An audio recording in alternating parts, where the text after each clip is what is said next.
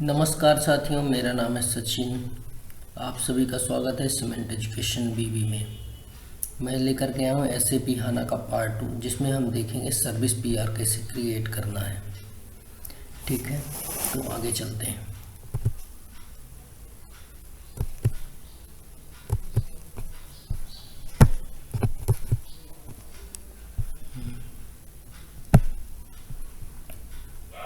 एक मिनट में laser pointer ले लेता हूँ, है ना। ठीक, तो अभी हम देख रहे हैं ये मेरा कंटेंट लिस्ट है।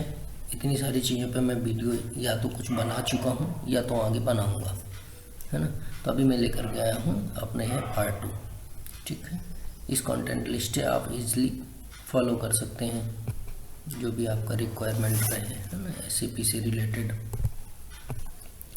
ठीक है, तो अभी हम देखते हैं कैसे सर्विस पीआर को बनाना है। सर्विस पीआर मतलब कि हम देखेंगे कि सर्विस पीआर में एक रिपेयर का आ जाता है और दूसरा आ जाता है जैसे मैन पावर सप्लाई का है ना। तो अभी जो हम ये देखने के लिए जा रहे हैं, ये हम देखने के लिए जा रहे हैं मैन पावर सप्लाई का। जैसे कि अगर आपके यहाँ पैकर के लिए आदमी आता है, हाउस कीपिंग के लिए आदमी आता है, मेंटेनेंस के लिए आदमी आता है, इन सभी का जो सर्विस पीआर बनेगा उसकी बात हम यहाँ पे करेंगे। ठीक है, ताकि कोई कन्फ्यूजन ना हो। तो हमें क्या करना है, यहाँ पे सिंपली डालना है ME51N। ठीक है, ME51 डाल करके हमें क्या करना है, इंटर प्रेस करना है। ठीक है, तो हमारा अगला पेज क्या ओपन हो जाएगा, कुछ ऐसा ओपन हो जाएगा।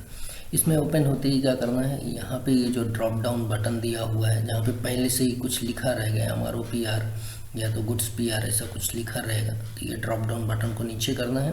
ड्रॉप डाउन बटन को नीचे करने के बाद क्या करना है, आपको यहाँ पे देखना है सर्विस पीआर। इस सर्विस पीआर को सिंपली सिलेक्ट कर लेना है। सिलेक्ट करने के बाद आपको इंटर करके नीचे आ जाना है। ठीक है, कैसे आना है, ठीक है। अब करने के बाद ये आपको सिलेक्ट हो गया। इसके बाद आपको क्या करना है, ये जो ए लिखा हुआ है यहाँ पे आपको क्या करना है, कॉस्ट सेंटर डाल देना है। ठीक है,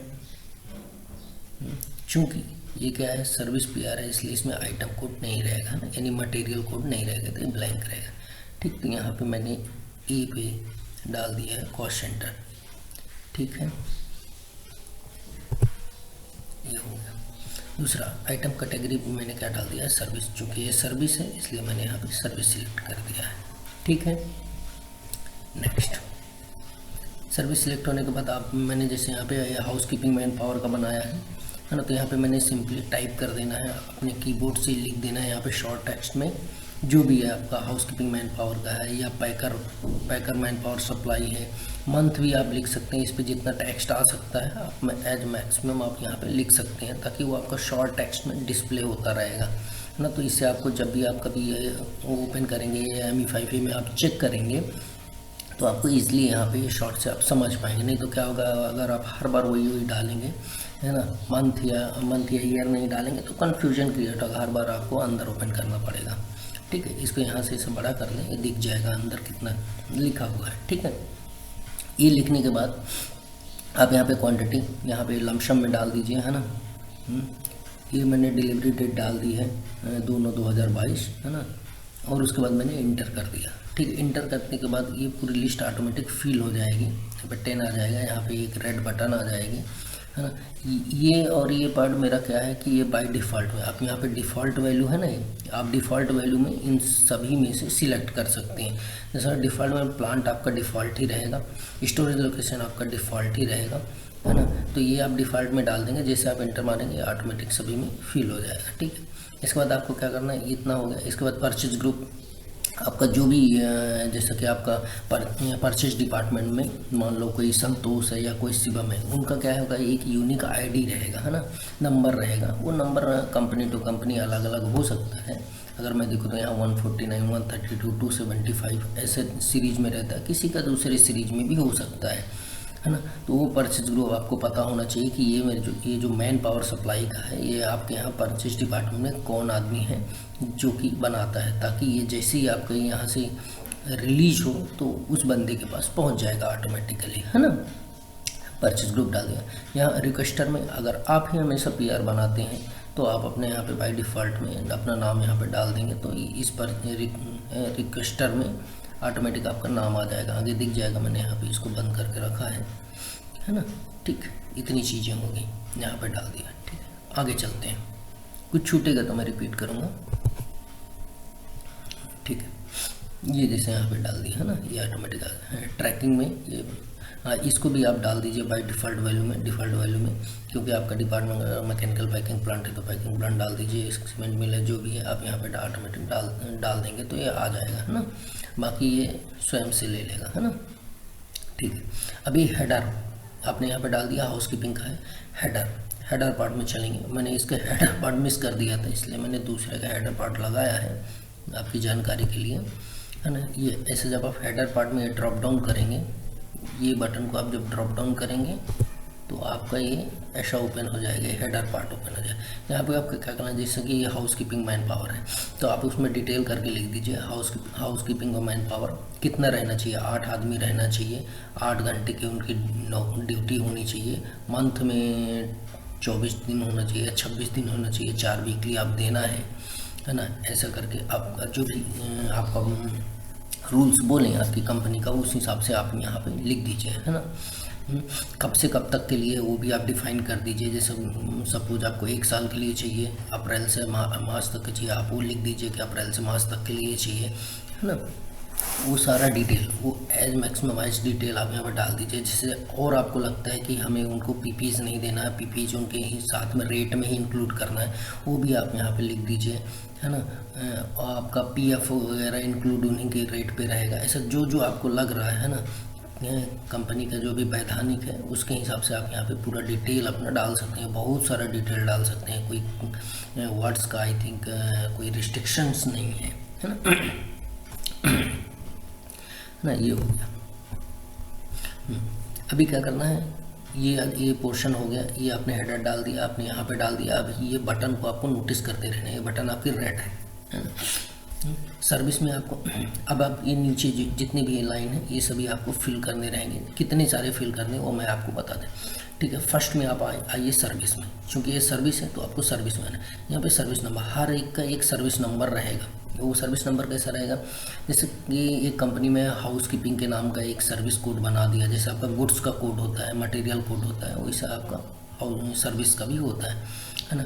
तो यहाँ पे आपको क्या करना है, वो कोड को आपको पूछ लेना है, या तो आप यहाँ पे सर्च मार सकते हैं। सूटेबल होना चाहिए कि हाउसकीपिंग यानी अनस्किल्ड वर्कमैन। अगर आपके पास इस टाइटल का नहीं है और वो दूसरे टाइटल का है, जैसा कि बोलता है कि ये सर्विस, ये जैसा कि बोलता है unskilled labour supply in a plant, है ना, तो आप उसको ले सकते हैं। यहाँ पे सर्विस में सर्विस नंबर पे आप उसको लिख सकते हैं, है ना। ठीक है, वो डाल देना है। शॉर्ट टेक्स्ट में आप वही शॉर्ट टेक्स्ट उठा करके डाल दीजिए। क्वांटिटी आपको 1 साल के लिए चाहिए, आप उस हिसाब से कैलकुलेशन कर लीजिए कि अगर आपको 26 डेज करने हैं, 12 महीने करने हैं तो कितना डेज आएगा, वो क्वांटिटी डाल दीजिए। यहाँ पे ये आप डाल दीजिए किस में आएगा, यूनिट आपका डेज में आएगा, डेज में लेना है, डेज में डाल दीजिए, है ना।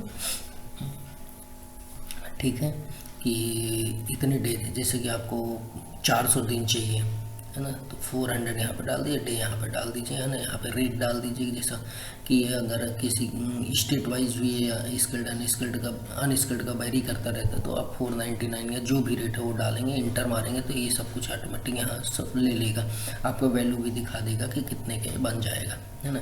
ये डाल दिया आपने, ठीक है, ये पेज आपका कंप्लीट हो गया।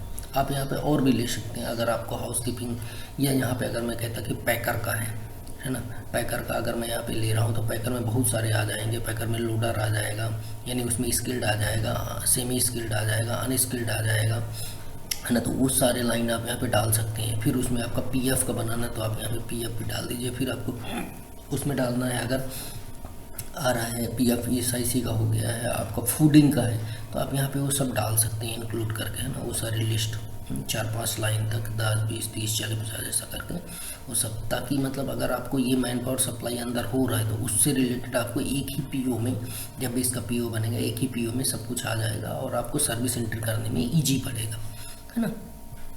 ये हो गया। अब नेक्स्ट चलते हैं।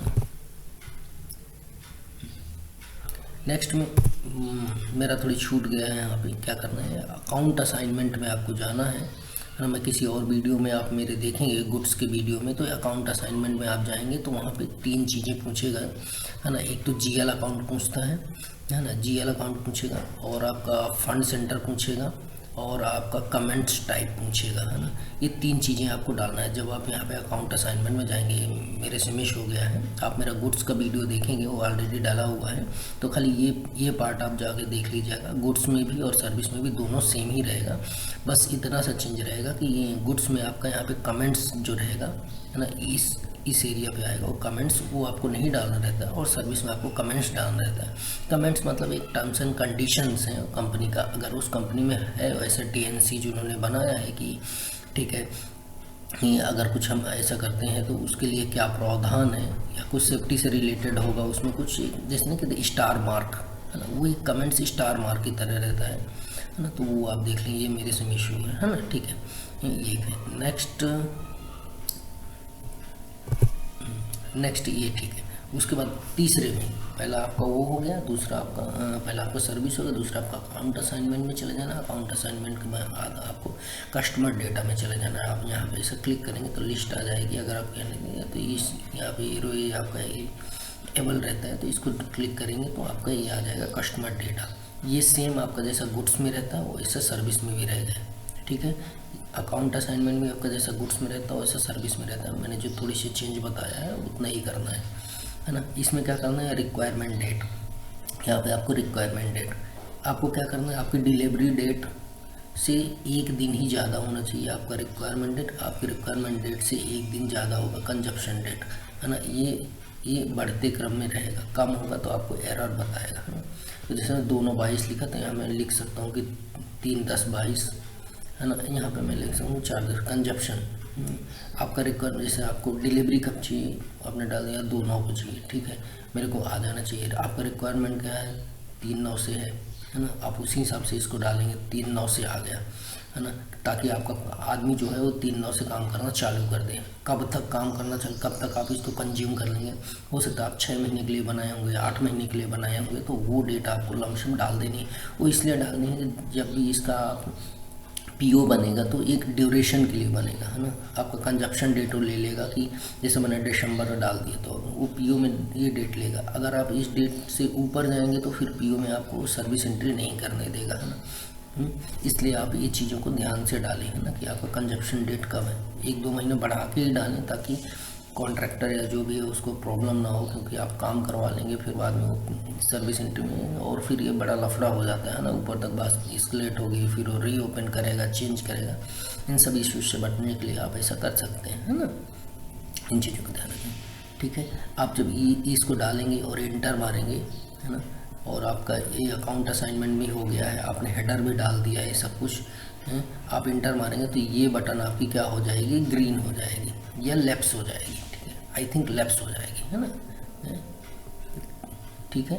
आपकी ये बटन लैप्स हो जाएगी, या कहीं अगर ग्रीन होती है तो ग्रीन हो जाएगी, ठीक, ओके। इतना ये होने के बाद आपको क्या करना है,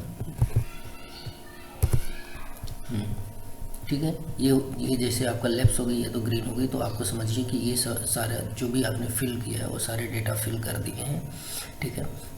उसके बाद आपको क्या करना है, यहाँ से इसको सेव करना है। आप जैसे सेव करेंगे आपका ये यहाँ पे नीचे यहाँ पे आपका ये PR नंबर आ जाएगा, ठीक है। आप उसको लिख लीजिए, कॉपी कर लीजिए, रख लीजिए, है ना, ठीक है। इस तरह से आपका ये सर्विस बन जाएगा, ठीक है। यहाँ पे आप एक ही लाइन नहीं और भी कई लाइन जोड़ सकते हैं, है ना। आपको लगता है हाउसकीपिंग, पैकर ऑपरेटर, ये वो ऐसा करके आप सारे कुछ भी डाल सकते हैं जो भी आपका रिक्वायरमेंट है ना। पर अवॉइड इसलिए करते हैं सब कुछ लिखने का, आप सिमिलर टाइप का एक्टिविटी लिखें, क्योंकि हो सकता है कि आपका ये पीओ किसी कॉन्ट्रैक्टर जैसा NM के नाम पे चला जाए, और जो आपका पैकर का हो वो CD के नाम के चला जाए, ऐसा अलग अलग उसको जाएगा, तो हो सकता है फिर आपको ही सर्च करने में प्रॉब्लम होगा, है ना। ये जस्ट आपके सिंप्लीफिकेशंस के लिए है कि आप उतना ही डालिए जितना आपको कैरी कर सकें, है ना, ठीक है। उसके बाद आप सेव करिए, अपना PR नंबर लिखिए, एक एक्सेल शीट बनाइए और वहाँ से आप इसको मेंटेन करिए, ठीक है दोस्तों। Thank you. मेरे चैनल को सब्सक्राइब करें, लाइक करें, शेयर करें, ताकि ज़्यादा से ज़्यादा ये ज़रूरतमंद लोगों तक पहुँचे और लोग इससे लाभान्वित हों।